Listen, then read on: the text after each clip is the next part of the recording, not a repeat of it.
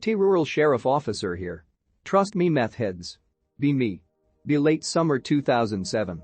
Receive call from dispatch around 2200 hours. A resident reported hearing something rummaging through her outbuilding. Arrive alone on scene around 2230 house is on Bumfick Dirt Road. I never really took the time to patrol. Talk to owner, tell her to stay inside. I search the old shed on the edge of her property. I don't find anyone but the shed has the sliding door partially open. Find shitty pink women's bike on side of shed. I know this bike.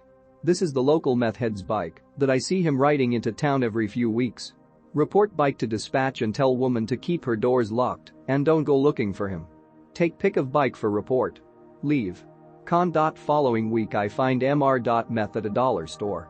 Question him about finding his bike at woman's house. Oh yeah, I had ed ttt to g get sss some stuff. Turns out he was gathering rope and metal garbage and bringing it back to his crackhead den in middle of state land. I find the place with another deputy to note all what was there. Middle of pine thicket and forest not far from woman's house.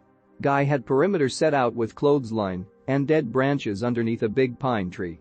Broken glass, needles, garbage, porn, dirty blankets, rags, and clothes cover the place.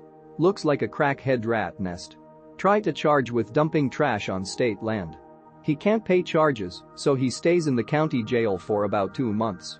Gets released and there wasn't much we could do about it after that. Eventually about 3 years later I noticed that we were missing the town crackhead.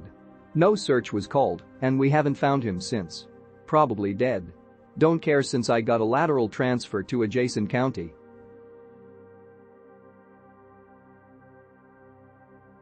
Be me. Be in Banjastani Army. During basic. Doing NBC drills. Wearing some stalker-esque rubber suit they give.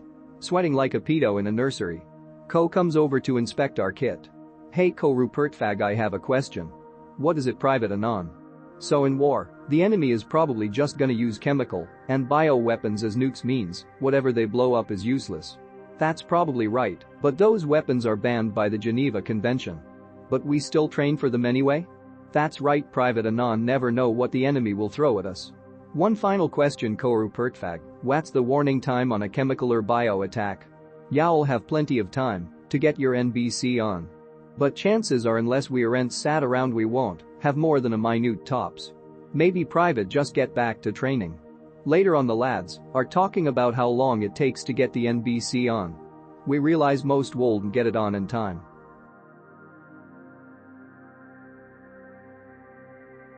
Droids were trained by the PLA, and although the Chinese have no genetic barrier to high levels of intelligence, generations of indoctrination and their own industrial education model that emphasizes rote learning over abstract or broad thought has certainly had a severe effect. I will give you an example, one I observed with mine own eyes. Be me. Be sent to a sub-office in Shanghai to do project management things, big build, they are fucking it up, so myself 2 bongs and a Kiwi get sent in to unfuck the situation. Day 1. It's lunchtime. Go to 8th floor to eat at the company canteen. 8th floor is T-shaped with the main doors to the canteen at the end of a long corridor opposite the elevator doors, and then a corridor running at right angles to the elevator doors which leads to 2 smaller doors to the canteen. The main door to the canteen is locked for some reason. All of my highly educated Chinese colleagues are trying to gain access by climbing through windows. Either side of the main entrance. I take a hard right, walk down the corridor and open the unlocked side door and walk straight into the canteen. They are masters of rote learning and have an incredible ability for recall and procedural thinking. But by God, when it comes to lateral or abstract thinking, actual Africans vastly surpass them. Really nice people with big personalities, but by God they think like bots.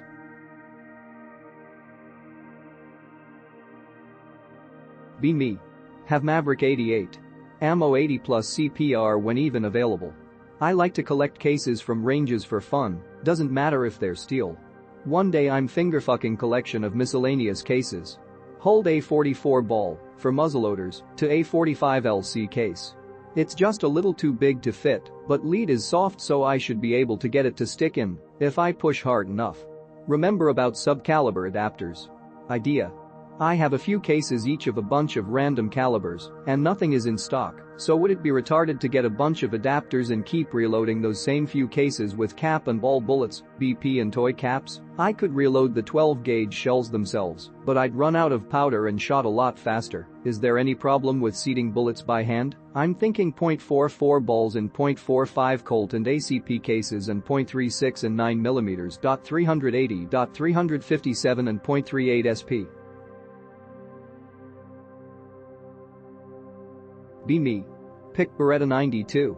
Gun is really heavy. Grip feels like skateboard. Can't rack the slide no matter what I do. Have to use two hands and still barely do it. Slide release is very stiff, can't work it at all. Gun totally dwarfs my hand, have to change position to hit controls. I'm sad now. What are my options?